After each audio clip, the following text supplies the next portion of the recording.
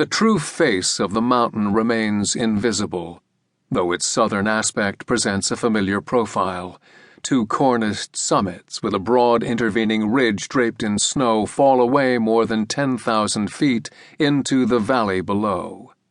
From certain angles and at certain times of day, just behind the eastern peak, a pale, indistinct shadow becomes visible, the hint of something else beyond.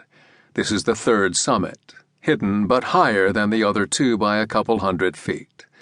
During the dry seasons, late fall and early spring, dark gray shapes begin to appear on the mountain. Avalanches have carried away the snow and ice has melted, revealing the underlying strata of rock tilted skyward by interminable forces of geology.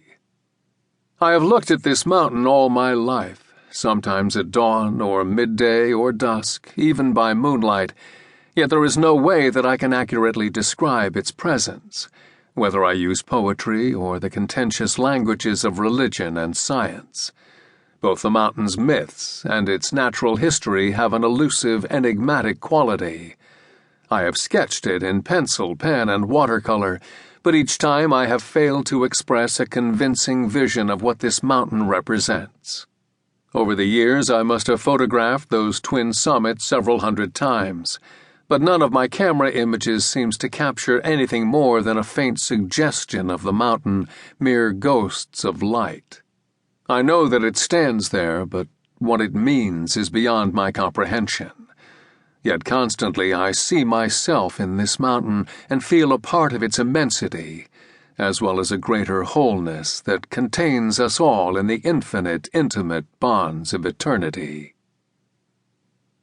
At the beginning of October 2012, we buried my father's ashes in the cemetery on the north side of Landur Ridge, facing the Himalayas. He and my mother had chosen our family plot years before. Two of my uncles were already buried there, on a terrace overshadowed with deodar trees. My father's grave looks out upon a snow-covered mountain called Bandar Punch, the monkey's tail, which takes its name from an episode in the Ramayana. This is the most prominent peak we see from our home in Mussoorie, a broad massif with twin summits rising 20,722 feet above sea level. When my father died on June 19, 2011, I was attempting to climb Bandar Punch. Our expedition, comprised mostly of staff from Woodstock School, was organized by the Nehru Institute of Mountaineering, NIM, in Uttarkashi.